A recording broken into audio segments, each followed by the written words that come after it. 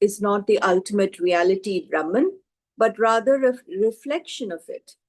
Internalization of the mind is the mind's ability to turn inward and focus on the self, leading to a state of Ananda and happiness. The Anandamaya Kosha is at the deepest level of understanding.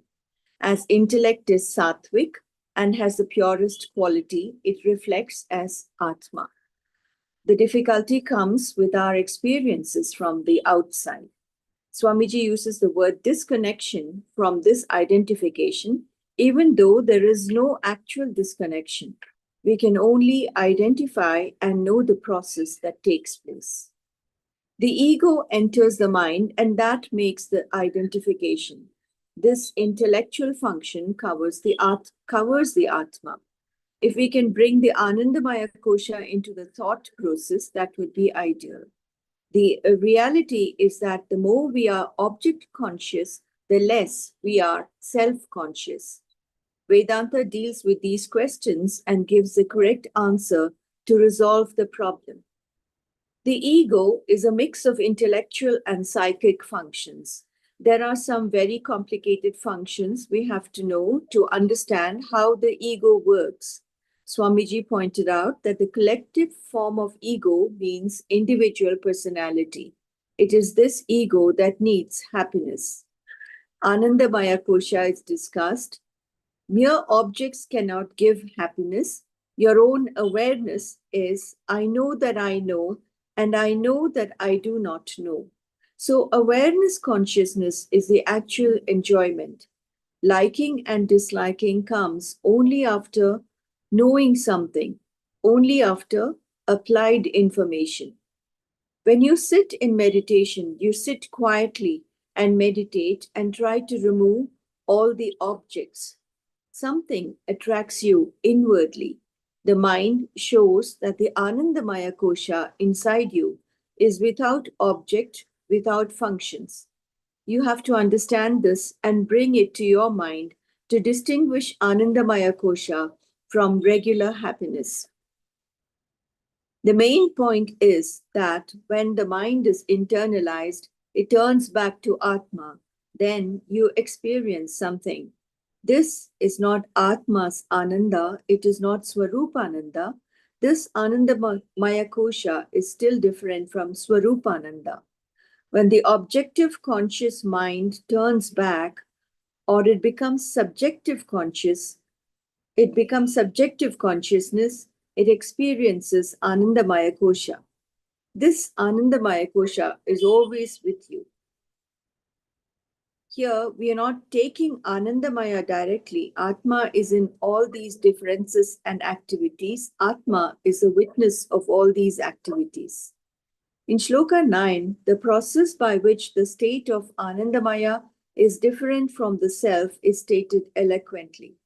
The mind, in that internalized function, which faces towards Atma, is elaborated. This concept is unique and not given anywhere else.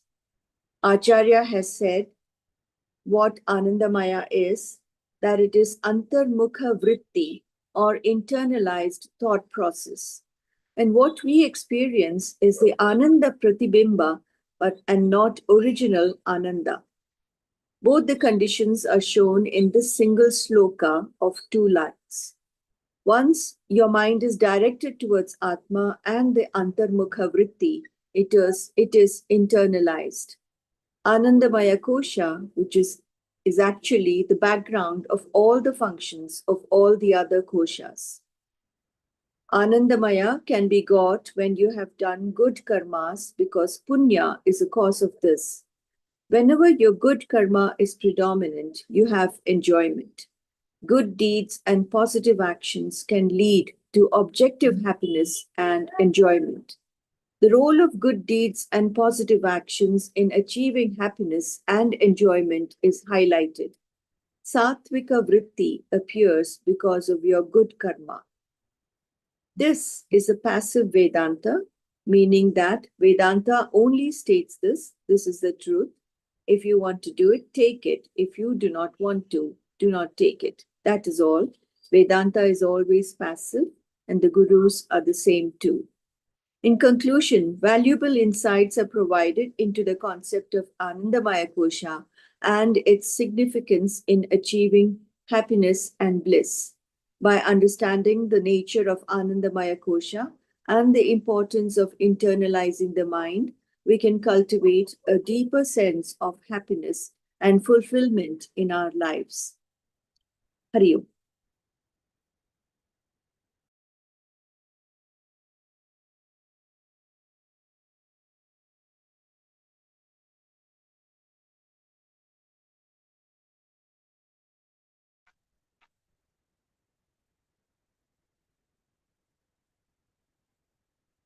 स्मृतिपुराणानामालयं करुणालयं Namami भगवत्पादं शङ्करं लोकशङ्करम्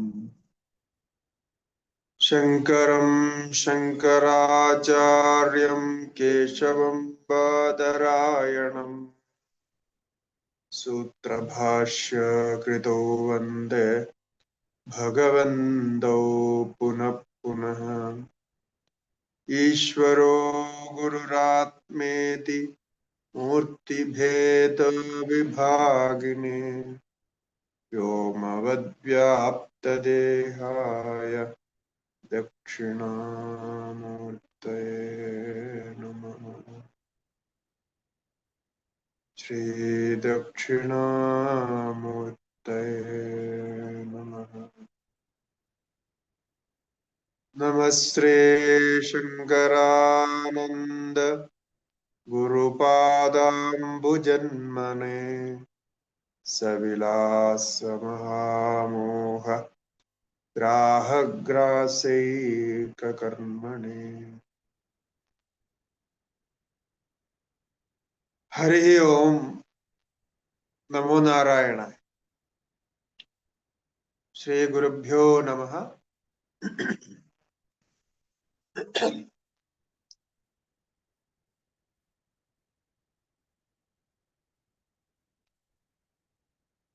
Anandamaya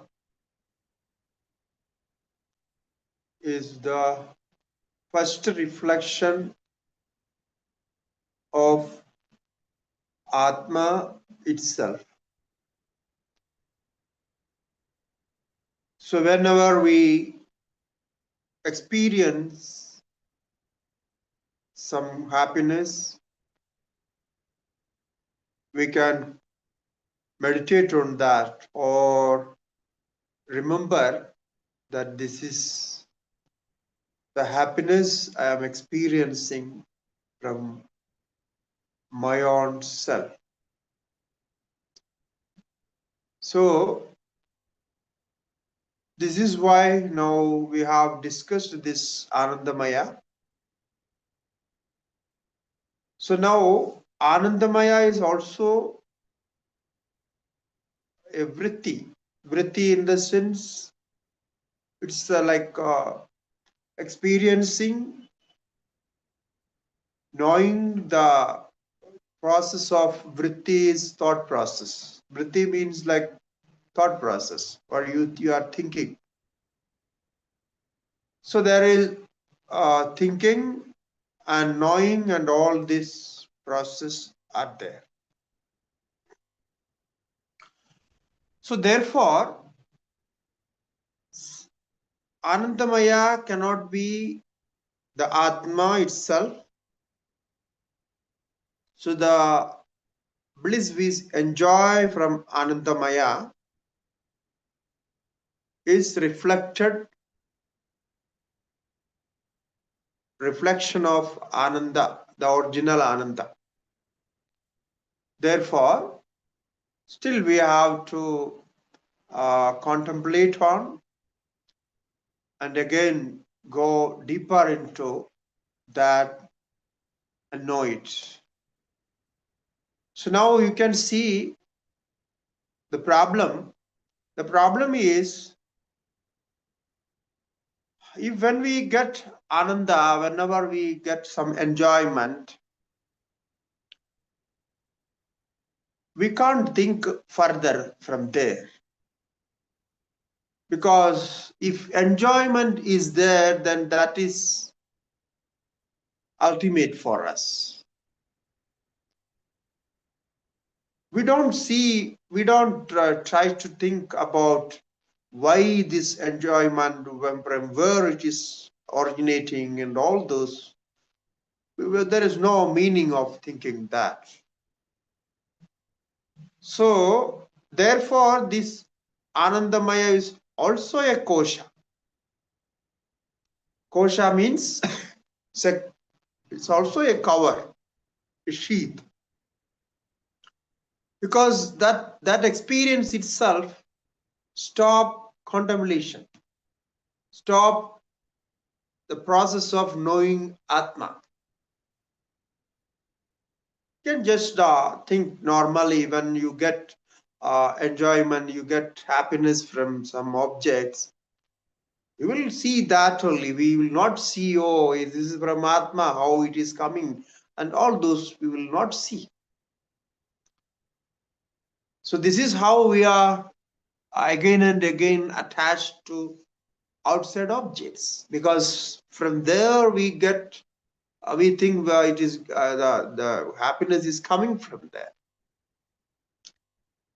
So the body is also a kosha, mind is also kosha, and buddhi and everything is kosha, like Anandamaya is also a kosha, because this is not the original Ananda of Brahman.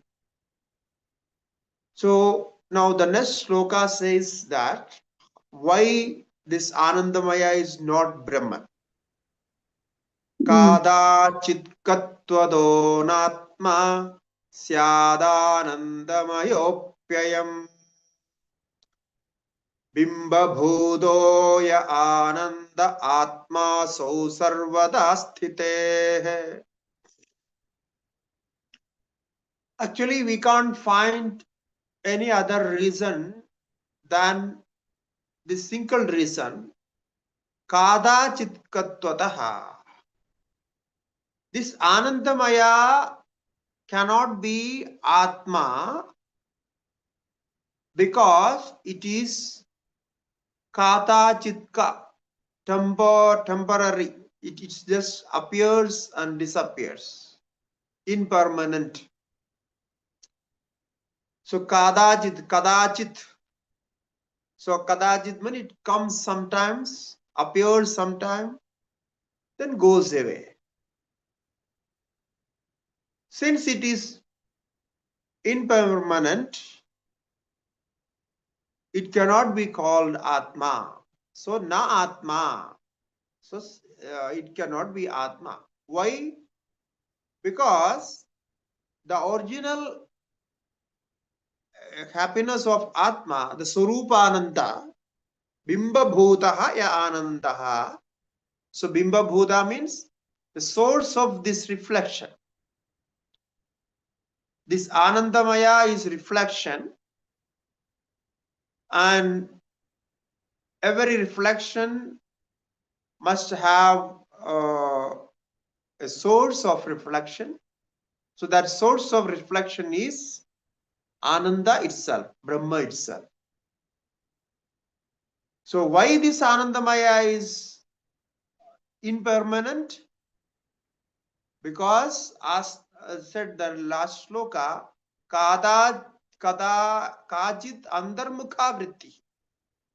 Because this is also experienced by Antarmukha Vritti, internalized thought process. So this vritti is there. In Atma, the Swarupa Ananda, there is no vritti. So this way we separate it. So vritti jnanam and Swarupa jnanam. We already know this. We had discussed this a couple of times before. So Swarupa jnanam cannot be, no, it cannot go away. It is permanent. Once it is experienced, it will last forever. And If you are living there, you are with mind or without mind, whatever happens, it doesn't make any difference. It will continue as you know yourself, you experience it. So the knowing itself is experience. Here for Anandamaya, we need the support of Vijnanamaya or mind or intellect, ego, and we need all this. Then only you can experience Anandamaya or you know Anandamaya. But on the contrary, in Swarupananda, there is no such observations. There is no such barriers. So you just enjoy it without a condition. So that we will discuss later. In continuation, we will discuss it. So Bimba Bhutaha Anantaha. So we have a reflective happiness, reflected happiness, and then the source of happiness or the original happiness. So the original happiness is called Ananda itself, Sat Chit Ananda. So the Ananda is original, and this Anandamaya is reflected happiness. So we have reflected consciousness as individual consciousness. Similarly, we have reflected happiness as Anandamaya. Now this Anandamaya, as we discussed in last class, Anandamaya is reflected in Vijnanamaya, Manomaya, and outside and inside everywhere. So now you have reflected consciousness, reflected Ananda. So in our normal life, what we call as enjoyment, what we call as joy, happiness, that is this Anandamaya. It is not the source of Anandamaya. Then you may ask how we can differentiate it. Because this Anandamaya, when you enjoy and when you experience it, you must have some object for that, some support for that. Without an object, without a support, you can't experience that Anandamaya. So therefore, all the enjoyments, whatever we have when we see something outside, very beautiful scenery, greenery or something, we get some enjoyment, we are thrilled with seeing that. But you can see that the scene, the object is supporting that. If the object is not there, that Anandamaya will not reflect there. So when you see an object, something beautiful, something attractive, that object make the Anandamaya Vritti, the Antarmukha Vritti activated. So it reflects there. So Vritti is Antarmukha. It is the most, I can say, the internalized Vritti. But immediately the reflection comes. Now, when you see an object and experience an object, when you get enjoyment, you can't say it is because of the physical body. You can't say it is because of mind. You can't say it is because of intellect. So something different than all those three, four. Annamaya, Pranamaya, Manomaya, Vijnanamaya. So this you have to remember. This is the point here main point here in this part of discussion. So whenever you get this enjoy. So now in this context, we won't say you are getting the Atmanandam only. Of course, the Atmanandam is there because even the Anandamaya Kosha's reflection is from Atma only. So now we can remember whenever we see an object outside and the Anandamaya is activated, the Anandamaya Anandamukha Vritti, the happiness is experienced. You can think this is the source of this happiness is not outside, but it is inside. It's coming from me only. It's me. It's me reflecting outside as an object. It's me reflecting outside as a sweet, the sweetness of the sweet. So wherever you get, if you can remember this constantly, then you are experiencing your own self. That is the Atma Anusandhana. We say Anusandhana means continuously connecting Atma to all the thoughts. This is the word Anusandhana, deeply contemplating or connecting with the thoughts.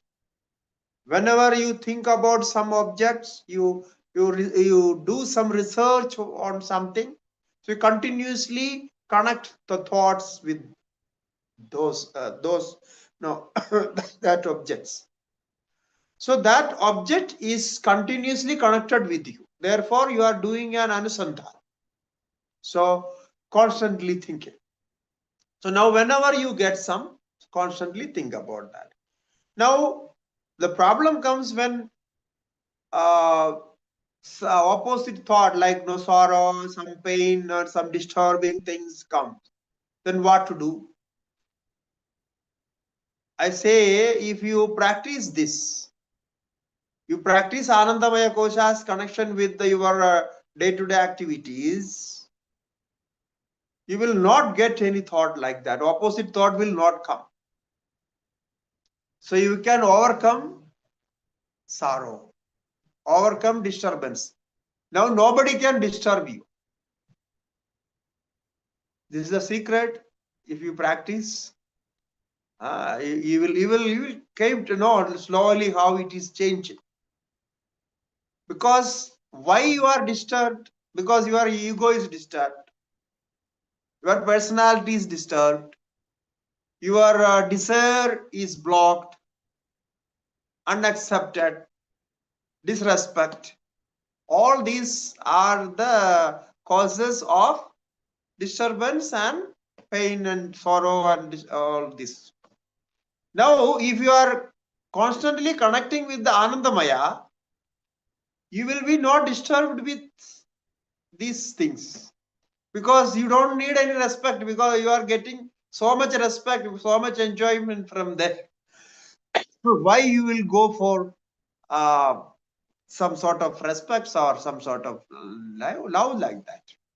Even love is the whole source of love is yourself. It is coming from you. So this is how you can overcome. So Anandamaya is a beautiful concept. If you can meditate on that, then the Bimba Bodham, the source of that Ananda, the Anandamaya, you will enjoy it. So Atma asau sarvada sthitehe. This is the difference between Anandamaya and Ananda. Anandamaya is impermanent, temporary, and Ananda should be permanent. So the source of Ananda. Now this discussion of 5 koshas are completed. In 10 sloka, we have discussed all these 5 koshas. Now the question comes. Nanu deham upakramya nidrananda andavastushu ma bhut atmatvamanyastu nakaschid anubhuyate. So the question is, now you say there is Annamaya is not Atma, Pranamaya is not Atma, Manomaya is not Atma, Anandamaya is not Atma. Then who is Atma? So what is Atma now? So Deham Upakramya, starting from the Annamaya, Deham, body, Nidra Ananda Andavastushu. You are taking all the way to the Anandamaya and the Sushupti and all. These are Atma. So these are not Atma. Atmatvam. If these are not Atma, what is left over? Now nothing is there. There is no other object remains or experience remains which we can call as Atma. So you are neglecting all this. Anyastu nakaschid anubhuyate. Oh, then there we don't experience anything there. So now you have removed everything. Even this Ananda, what we were experiencing, that is also not Atma. Then what is Atma? So the 5 koshas, within 5 koshas, whatever we were experiencing with the body, mind, prana, everything has gone. It means they are distinguished, they are separated from the self. Now what is self? So the answer is, next sloka says, Badham nidradayas sarve nubhuyante na cetaraha tadhapyede nubhuyante yenattam ko nivarayet.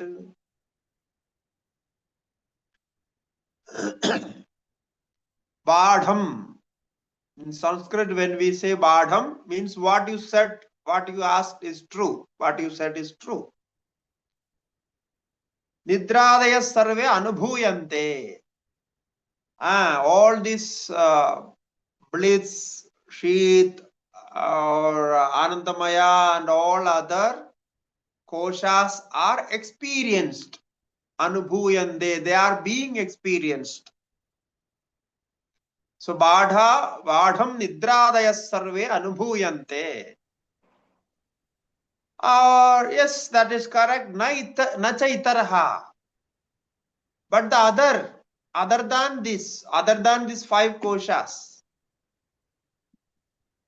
that is Atma is not experienced.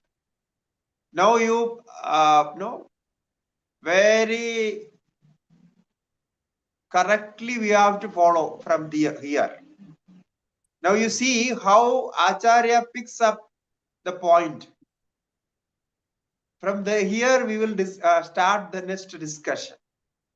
Now we have 5 koshas.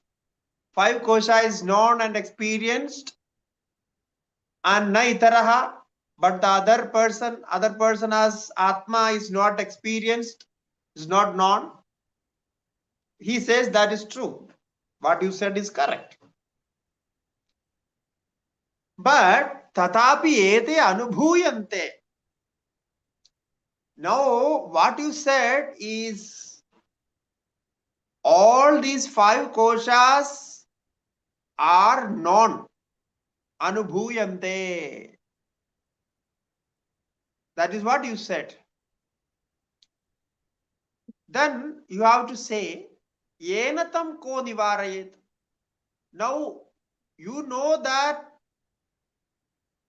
you know nothing. You know that 5 koshas are not me. You know the negation. Now you asked what the objection was. He asked, you are denying, you are neglecting all 5 koshas. Now what does it mean? You know 5 koshas and you know that it is neglected, it is denied.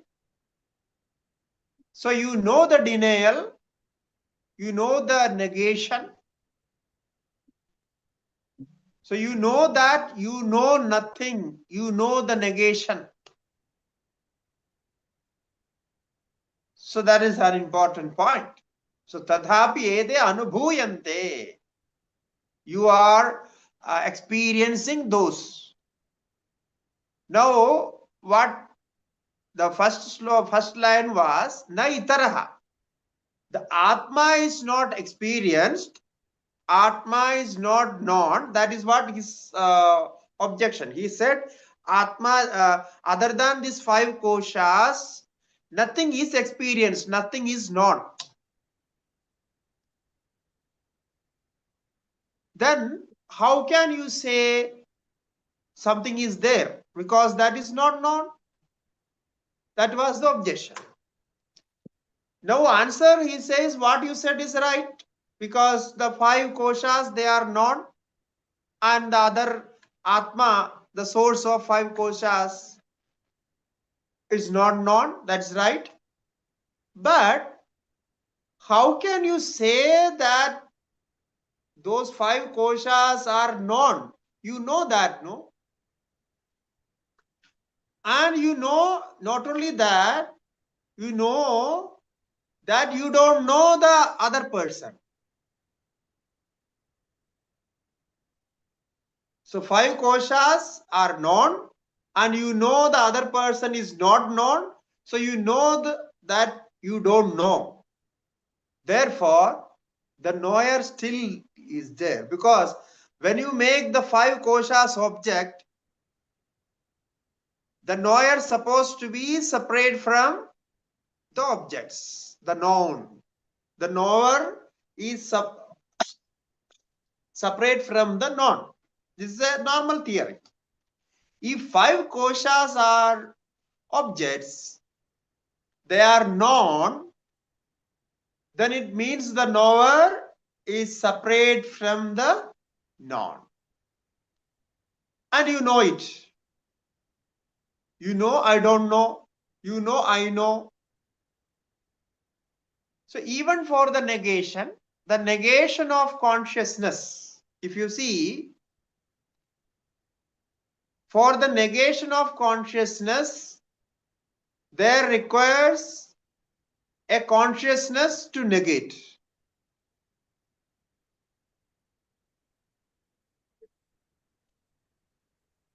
To deny the knowledge, there you need a knowledge of denial. If you want to deny something, you can deny only by knowing. Because I am denying this, I am denying that, I am denying so and so. Correct? So in that denial, in that negation, you need a knowledge, you need consciousness. So negation also you need consciousness. Now, if you are conscious about the denial, negation, still the consciousness remains. Okay. Then the next step is, if you want to deny that consciousness itself, then still you need a consciousness to deny the consciousness. So ultimately, consciousness remains. So negation of consciousness requires a consciousness to negate. And if you still want to negate that consciousness, also you need a consciousness to negate it. The reason is, without knowing, you can't deny. you can negate it. So you see how beautiful it is. If you if you can get this, even not feel bad, no, not feel bad. There is you cannot lose anything. There is no losing. Because even you feel like losing something, you know I am losing it. So the knower is always with you. So you can't lose knower. The knower is always with you. You are knowing it. So therefore, Vedanta gives you so much strength. Vedanta makes you full, complete, Purnam, because this cannot be denied. You may think all these are like playing with the words, playing with the ideas, playing with these logics. But I say, I challenge you. You try to do this and tell me what this Vedanta, this Sloka, what is saying is correct or not. Because as I said, Vedanta is passive. You remember always. And the Vedanta teachers also, they are passive. They are conveying the message because this is truth and you want to accept it and practice it, and you will know that, because the same mind, what the acharyas, they apply their mind, how they apply their mind, you can also do it. So therefore, the 12th sloka says, Yenatam ko nivarayet. So who is knowing even the negation, now that knower cannot be negated, denied. So ultimately, that knower is the experience itself, that is knowledge. So it cannot happen. So tadhapyede anubhuyande enattam ko nivarayet. Now he is explaining this discussion. Now more explanation on this, elaboration on this. The next sloka says, Swayameva vidyate nanubhavyata jnanandara bhavadajñeyo natvasattaya. Why this experiencer Atma is not experienced? Why this knower Atma is not known? The reason is this. What the question was, all these 5 koshas are known, and what we gained from that, you are denying all those. You are saying that these 5 koshas are not Atma. Then what is Atma is not known. Till today it is not known. Now how can you say there is Atma? So this was the question. This was the meaning of the question. So answer to that was, if you know that these 5 koshas are denied, then the knower remains, because now the neglected, denied koshas are separated because they are denied. So those koshas are denied and they are separated, distinguished from your consciousness awareness. Now you know that these koshas are not me. The reason is given for each kosha. Why that kosha is not Atma? The reason is given in each kosha. That's okay. then the problem is, the objection is, then the original knower is not known.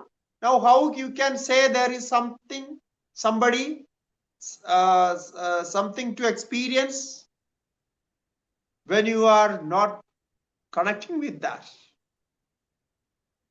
So, answer to that, you see, Swayameva Anubhuditva. Why Atma is not known to us? Because Atma itself is knowledge. It is knowledge itself. It's mass of knowledge. Can say the original knowledge, the potency of knowledge, the potentiality of knowledge. So it is full of knowledge. There is no knower, knowing, non-separation. Because it's so condensed, so thick, you can't separate it.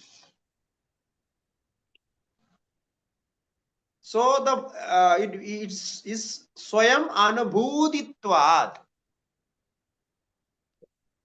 Now, why it is not so? Because the process of knowledge is not applied there. Now you see, we have two things. One is the knowledge itself, the mass content of knowledge.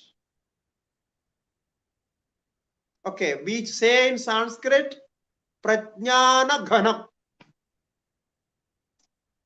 Prajnana Ghanam. It's mass content of full of knowledge. There is nothing else. So that is Atma. Now the second thing we have is where the knowing knowledge process is there. So we have a knowledge of process, or process of knowledge. Process of knowledge, what we call it as knowledge. So when I say I know, it means I know a particular process of knowledge. When I say I heard what you said, it means my hearing process is completed. So I got that knowledge by the process of hearing. Then I say I heard, I know it. You said it, I heard it, I know it. Right? This is the process. So when somebody will say something, we are listening to that, we are hearing to that. So we heard it, and after hearing, I say I feel I know it. So the person asks, did you got it? So I go, yeah, I got it. Yeah, I get it. So that how I feel it, I get it. I know it. So this is all the process of knowledge. Okay. Now the process of knowledge, in the case of process of knowledge, we can call it intellect operation. So there, in the process of knowledge, there is intellect operation or intellect operating.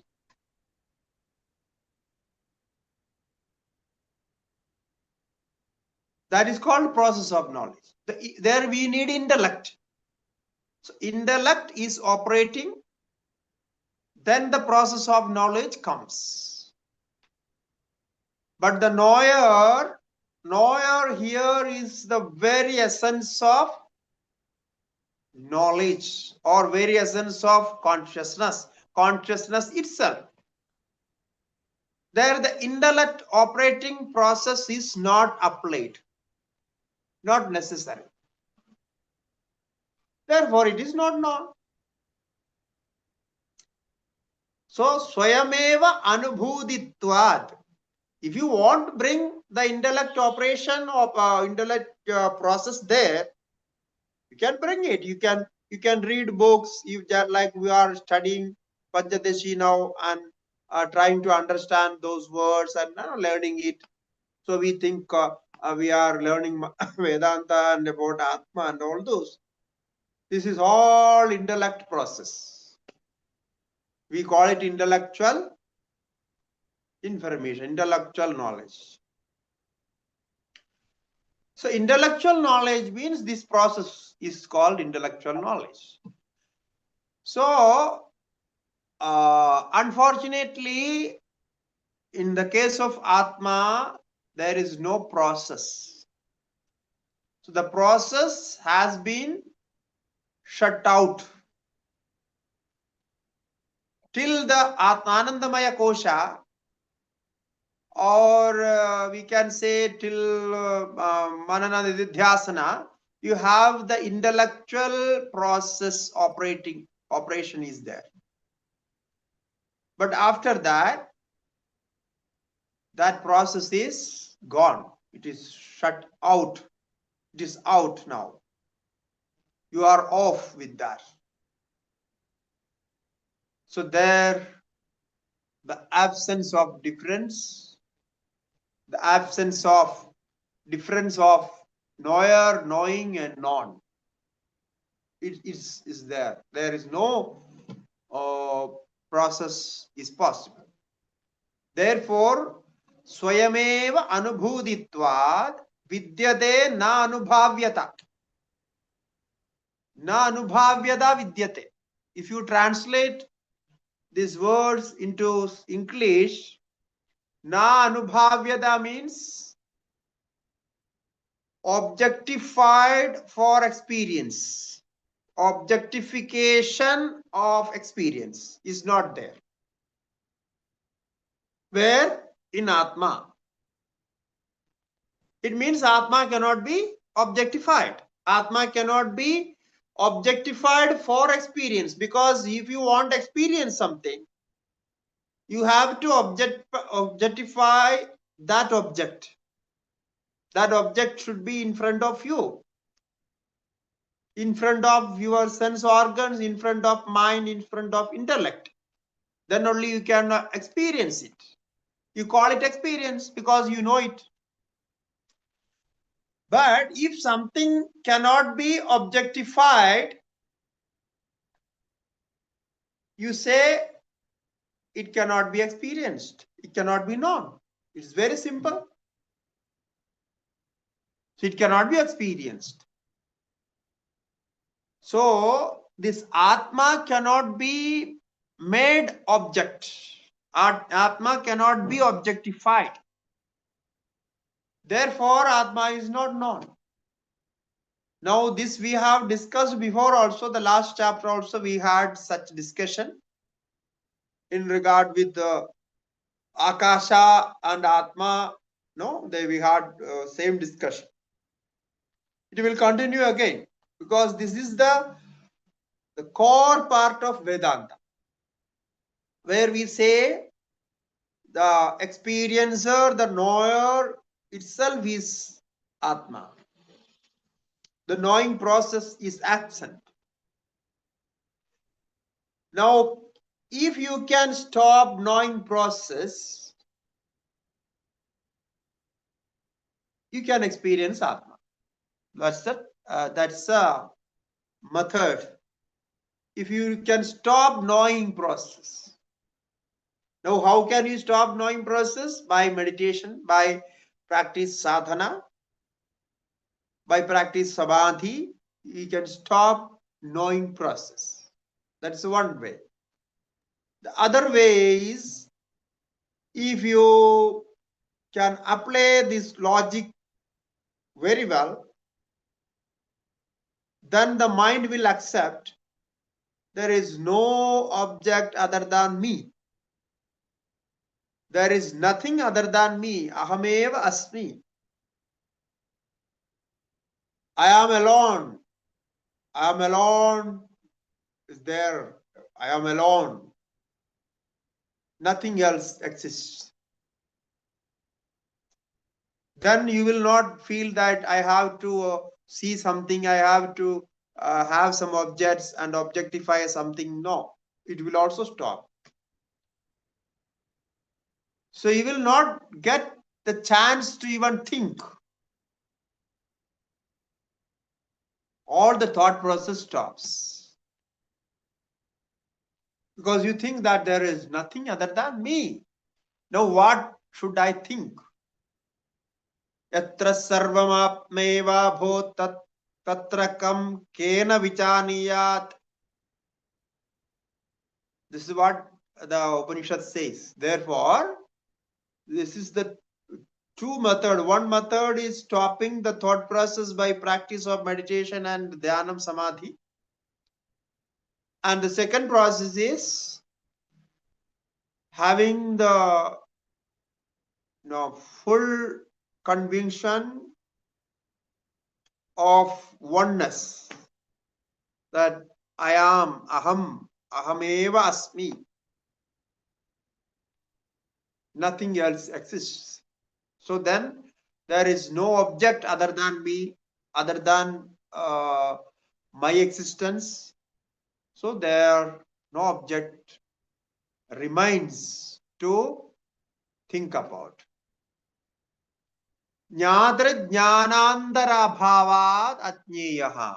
Now you said the objection was the Atma is not known.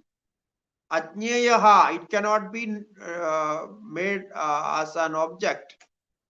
So there is being absence of difference. Why it is not known? Because there is absence of difference of jnatra and jnana. There is no difference between knower and known. Where there is difference between knower and known, there you know. Where there is no difference between knower and known, you don't know. You can't know.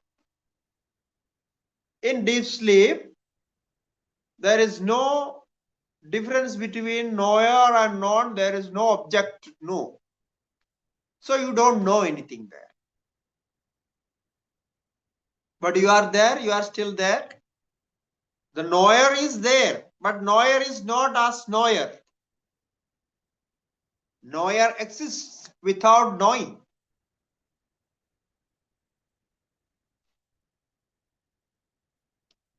When knower exists without knowing, what would be his nature? What would be his character? Knower exists without knowing. Knowledge itself. Knower exists without knowing. It means the knowledge, because the knower must have the knowledge. If he is not having the knowing process, he is not knowing, then the knowledge exists. I know, but I am not knowing now. So therefore, Upanishad says, even in this deep sleep, you feel that there is no knowledge, but there is knowledge. Pashyan vaitam na pashyati, shrunvan vaitam na shrunoti. So this is what we call it as the nature, the essential nature of Atma, Swarupa Jnana. In Swarupa Jnanam, there is no knowledge necessary. Even Vedanta is not necessary. You have to remember this. In Swarupa Jnana, we don't need any Tattvabodham, Atmabodham, Pancadashi, Vedanta, discussion, class, nothing is necessary. Even meditation is not necessary. Nothing is necessary. So there is no scriptural learning, knowing there. Because even these scriptures are known by intellectual process. So jnatra jnana antara abhavad ajñeyaha. Why Atma is not known? Why Atma is unknowable? Because jnatra jnana antara abhavad. There is no separation, difference of object and the subject. Object and subject. But natu asattaya. Don't think if there is no experience of knowledge, it doesn't mean there is no Atma. But Atma exists. Natu asattaya. न द्रष्टो द्रष्टेर विपरिलोपो विद्यते अविनाशित्वात्. So Upanishad says Atma cannot be absent there. All other objects, all other process cease away, but Atma exists there. Nahi drashtuhu drashtehe viparilopa vidyate. The nature of Atma cannot be denied. It cannot go away. It will be there. So this is the deepest level of understanding. This is our Swarupa. So natu asattaya is not because of its absence. You don't know the process of that process of knowing ceases away, goes away. Therefore, you think you don't know. But you are knower. The knower cannot be absent there. Knower become knowledge itself. So as I said, the mass of knowledge. Prajnana ghana. So the process of knowledge stops and the source of knowledge exists. So this is the difference. We are so dependent on intellectual process. Therefore, we are so much attached to knowing. We are attached to knowing. We are not attached to knowledge. Knowledge, maybe because we know it, we call it knowledge. So when we learn, we feel it that we are getting knowledge. But it's funny that you yourself is knowledge. For that knowledge, you don't need any process to get into that. What knowledge you get from process of knowledge is actually different from you. It's just a reflection there. So this is how the process and the Swarupa knowledge and the process of knowledge is separated here. So Swarupa intellectual process is not there in Swarupa. Intellectual process is not there in Swarupa existence, Sat Chit Ananda. Is beyond that. So now for this here Vidyaranya Swamigal is giving an example to just convey this message. Madhuryadi swabhavanam anyatra swagunarpinam swasmin tadarpanapeksha no na chasti anyadarpakam. Even to understand his examples is little difficult because he is taking the points from the normal examples what we never think about. So even for the examples, we have to struggle to find out what he wants to convey from this. Normally, the example is well known to everybody. Should be very practical and empirical. But sometimes no, because we are practical in our sense. We are not practical in Vedantic sense. That is the difference. So there is two practical senses. One is like we know it, we call it something. That's our practical thing. If we call it sugar as sugar, that is sugar. So it is sweet. But if you want to think about the sweetness of the sweet, now that is impractical for us, because in our practical sense, only we need sweet, which tastes sweet. We don't need the sweetness of the sweet. Because we don't use that in normal language.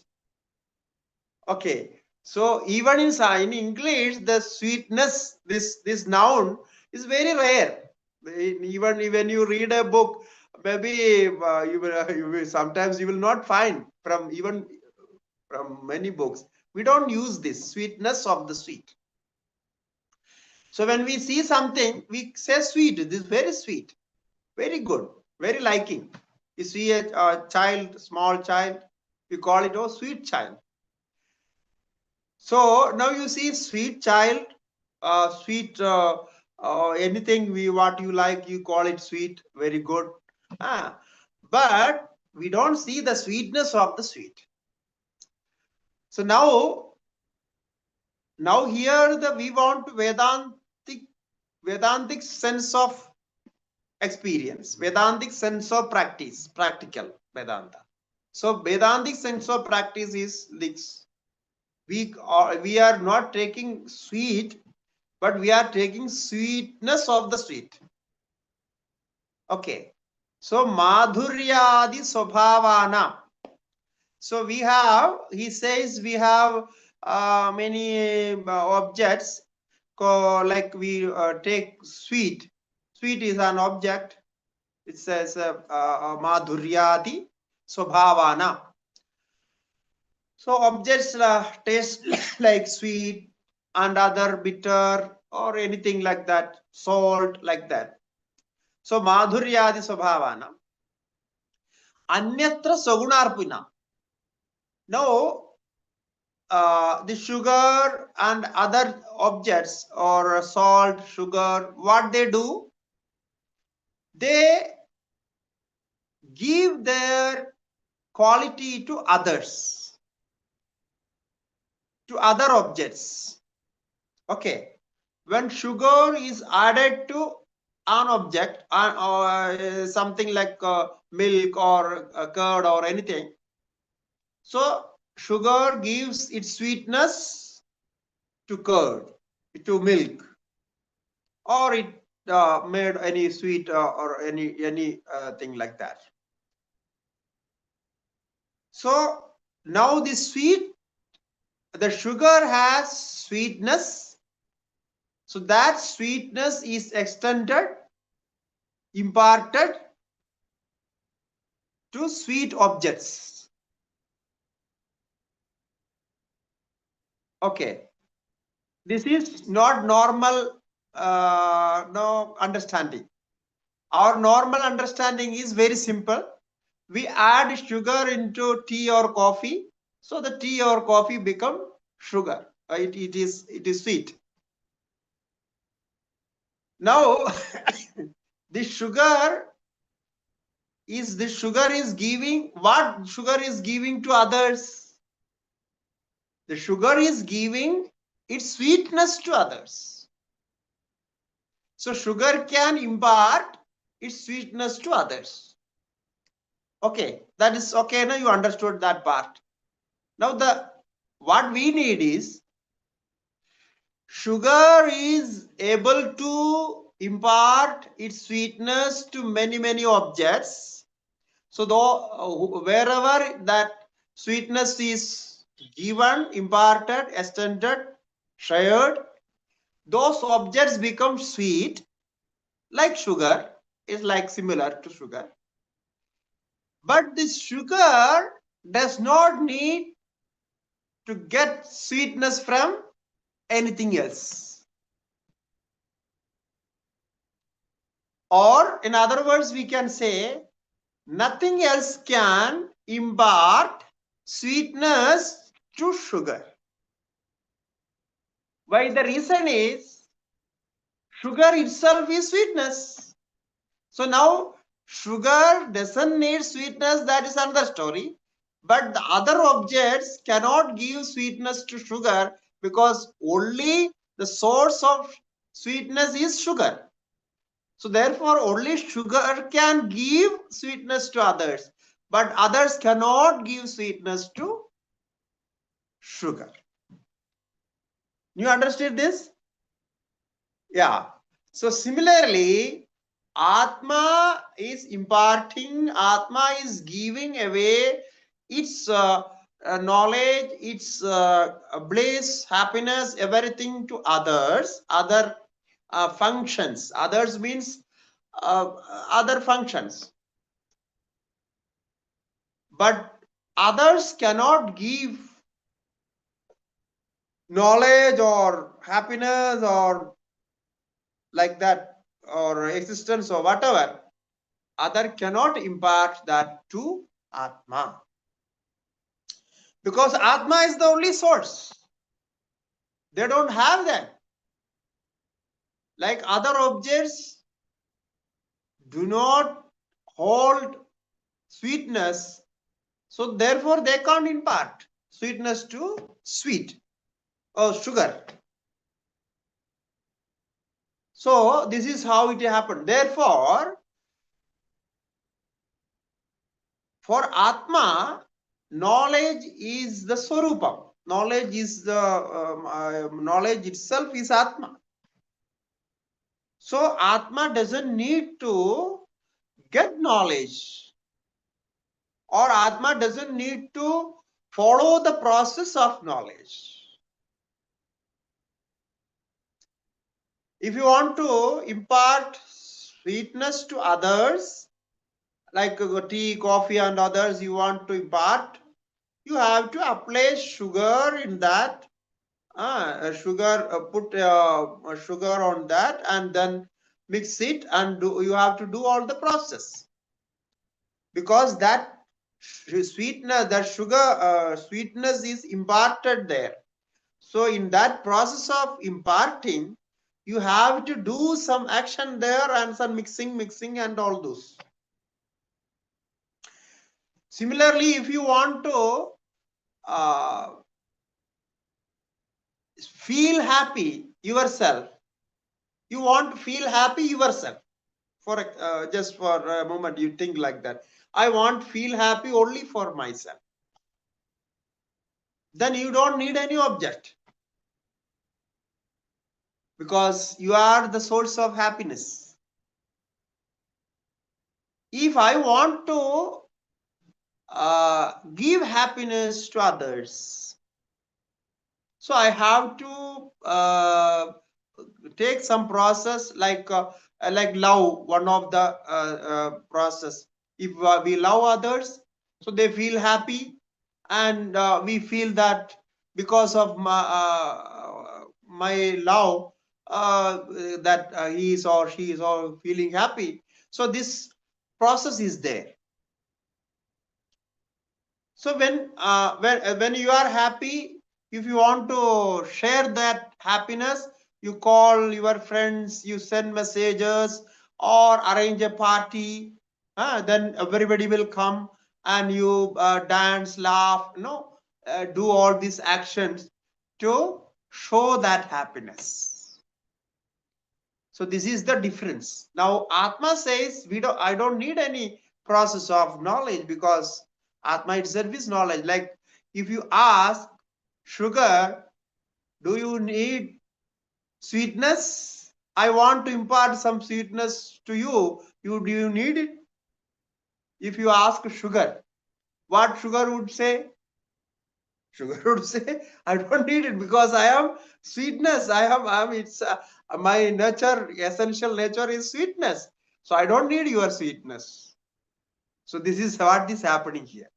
You are trying to know Atma. Atma says, oh, why you are want to know me? Because I have knowledge.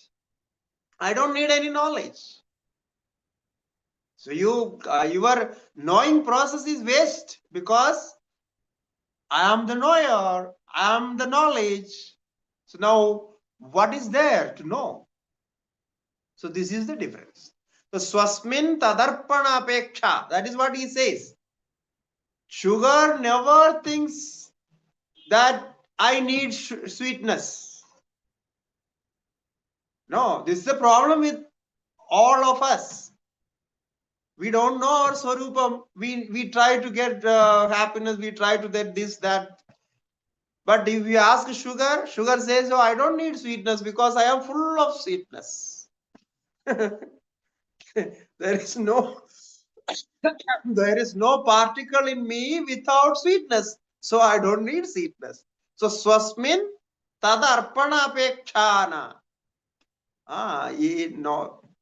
It never thinks like that. No na cha anyat tadarpanam.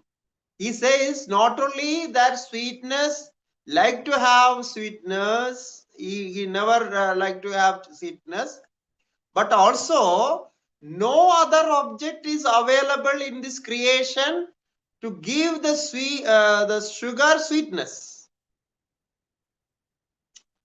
As I said, no other object can impart sweetness to sugar. Sugar in the sense, where the meaning is the sweetness itself. So sweetness is sweet only. So you cannot give sweetness from other objects because only sweet object available is sweetness, the sweet, what is we call it as sugar or something. So it has the sweetness. Now if somebody says, I can give the sweetness of honey to the sweetness of sugar, because the sweetness of honey is something different, it states something different, and the sweetness of sugar is something different. So I can impart that? No, it's not possible. Even in that, the sweetness in honey, it's the sweetness, the same sweetness of the sugar.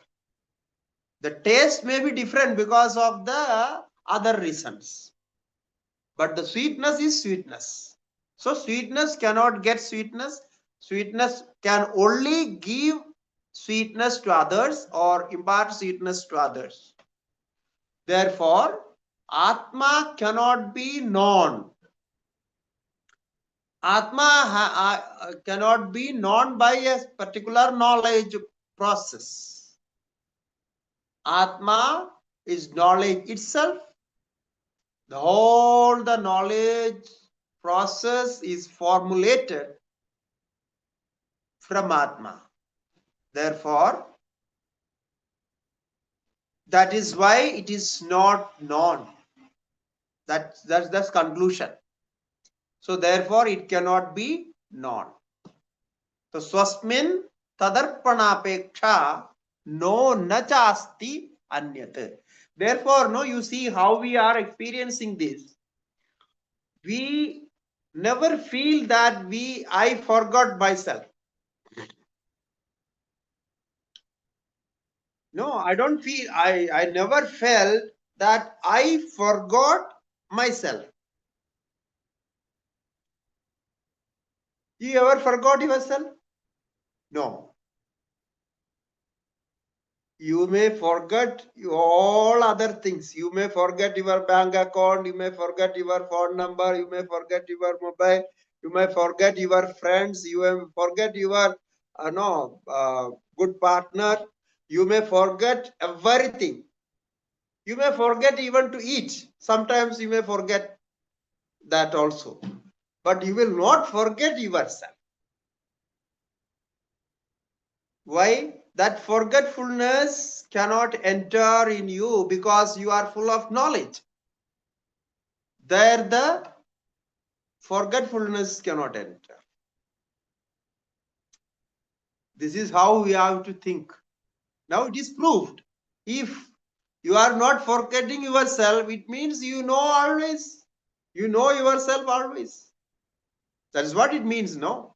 You are not forgetting yourself means you know it. You know yourself. So that is why it remains unforgotten. So we stop here. It's a very interesting subject, very deep subject. And now it is our his blessings that he gave an example. Normally is you can see we have very chosen in very special example, only example he gives. Not in all the statements he applies examples, but sometimes Acharya gives examples. So through this example you can meditate. So whenever you drink tea, coffee, sweet, eat sweet and things like that, you can remember this is not sweet, because sweetness is important here, and sweetness is from the same source. So the only one source, that is sweetness. So like this they contemplate, and this is the beauty of Vedanta. It gives you direct experience, and this analyzing all our thought process, all our experiences, and all our empirical experiences, everything is included here.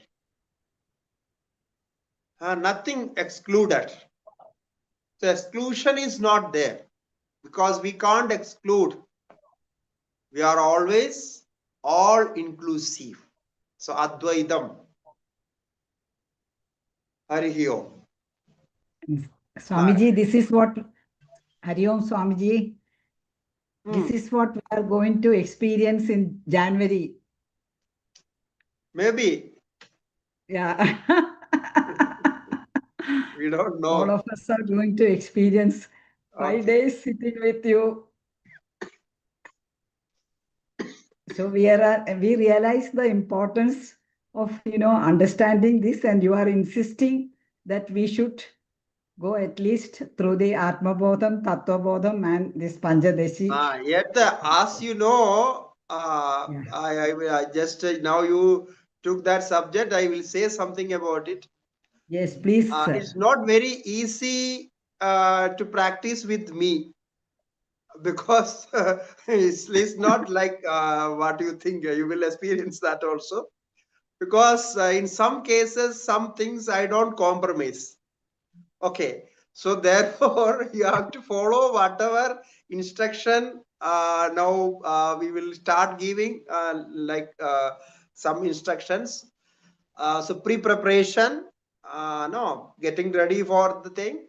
So we need to follow all those, because then only we can practice that. Okay, so I hope you are all ready for that. Otherwise, be ready for that practice. So there is some food regulations. There is some other things that we will slowly 10 days before we will start that. Then only we can practice. Otherwise, it will not affect. So we have to change our mindset. We have to change our previous practices. And this is something actually first time in my knowledge, the first time we are going to do something like that outside in the sense, not in our ashram and for the ashram mates. So it's we are doing there, and my experience, it is first time, and how we are going to practice that. Otherwise, here for the brahmacharis we do that. Therefore you have to follow certain regulations. to change the lifestyle, but it will not affect your life or not like that. It's very simple things, but we should follow that. Okay, so then Okay. we'll try. And 4 days, I think, yeah, 5 days, 22, Swamiji. 24th, 24th, I think 20, 21, 22, 23rd. We have to conclude 23rd because 24th I have to travel. So 4 Uh, days we will get.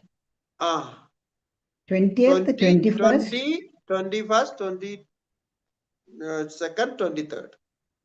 4 days. Yeah, 4 days.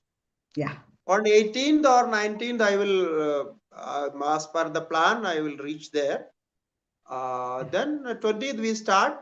24th I have to travel because 25th the program in Hyderabad. So I have to be there by 24th afternoon.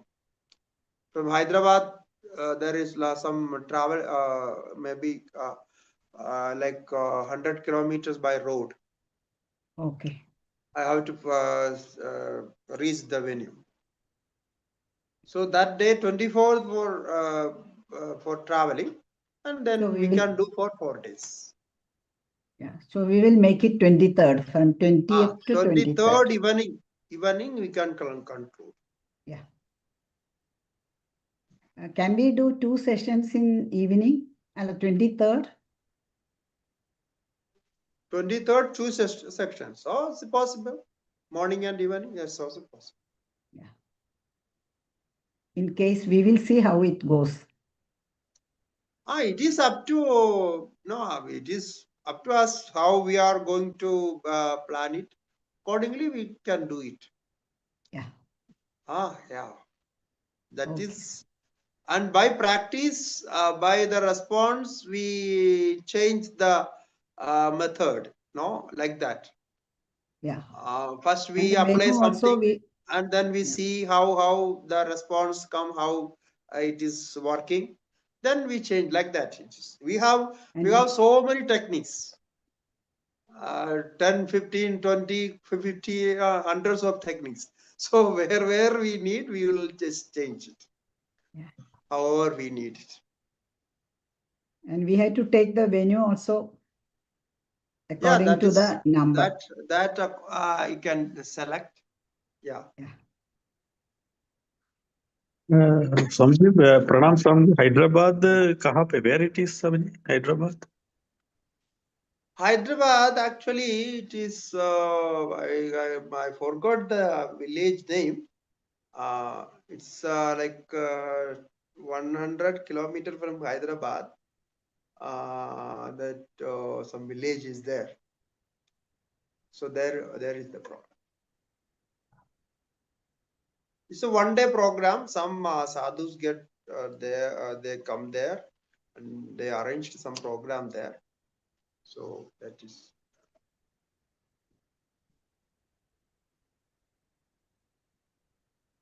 Okay. Yeah. Swamiji, Hari Om. Swamiji, regarding today's session, may I ask you a doubt? Swamiji, you were telling that no such organ or no such sense organ or unit in our body, in a human body, is capable of understanding the Atman. That is why it is not being experienced by a human body. Then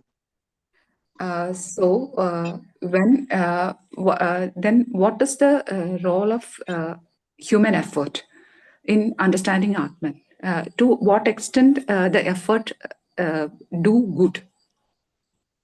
Yeah. Now, your question itself shows that up to this point, where we can apply our intellect and remove all the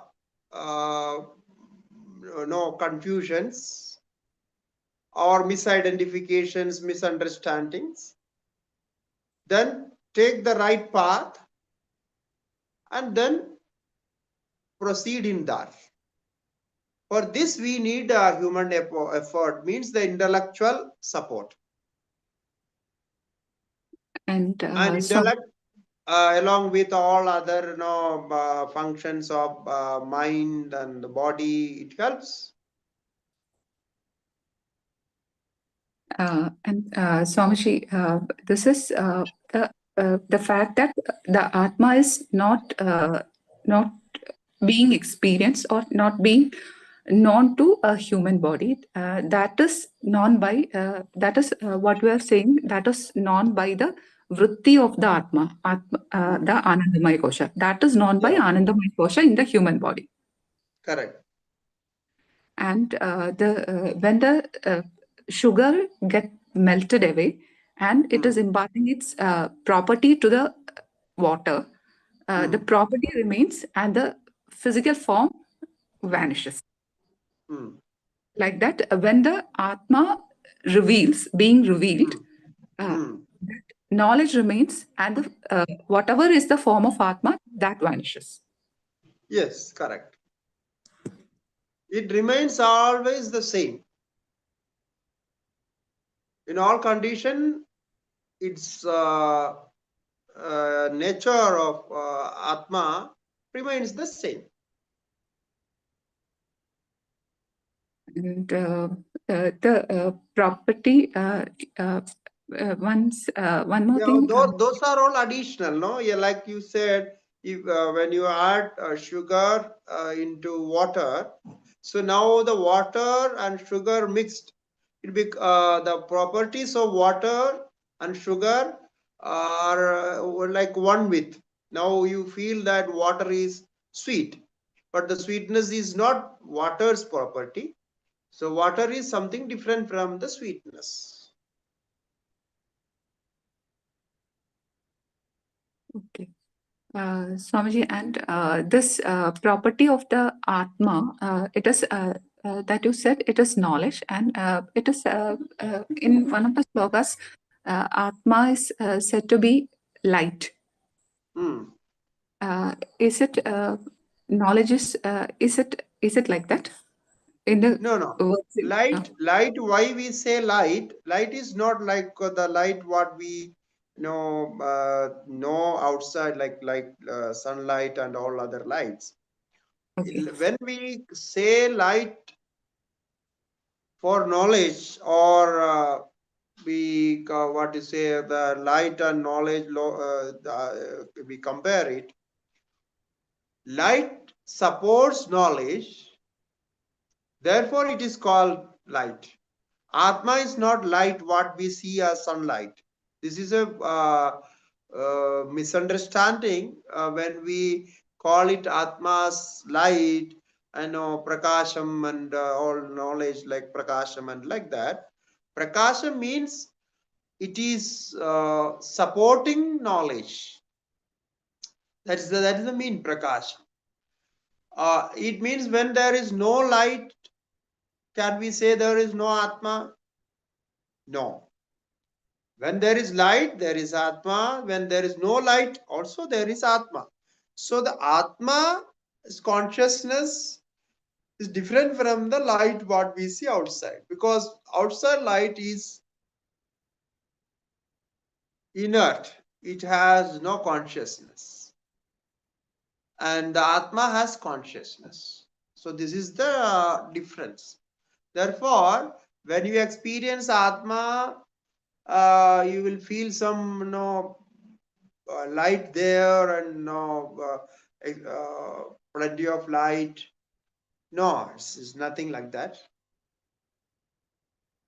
Light is a manifestation of Prakriti, and of course it is in reflective way we can say Atma is there in light also, because Agni is light, fire is light, and this sun is light. Everywhere light is there. So that is also manifestation of Atma. So light cannot be compared as Atma's nature or anything like that. It is like any other manifestation. Swamiji, may I ask one more thing? Excuse me, Swamiji, there is another question in the chat box. Yeah, please. Sri Aryan 1 minute.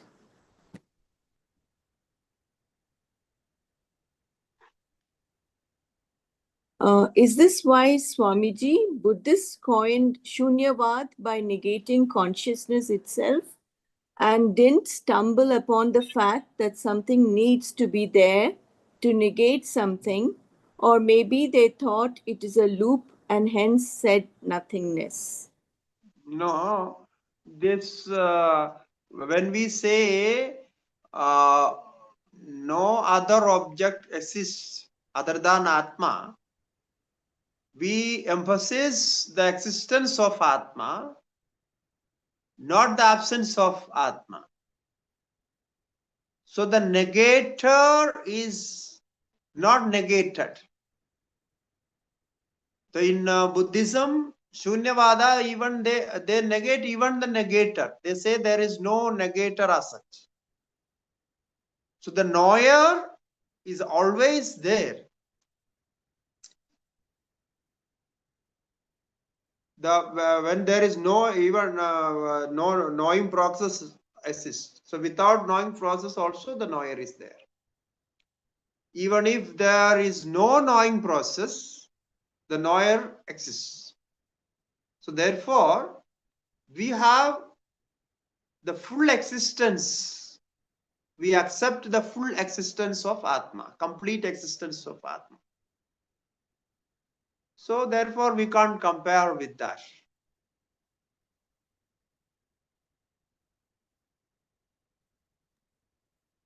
Thank you, Swami. Okay.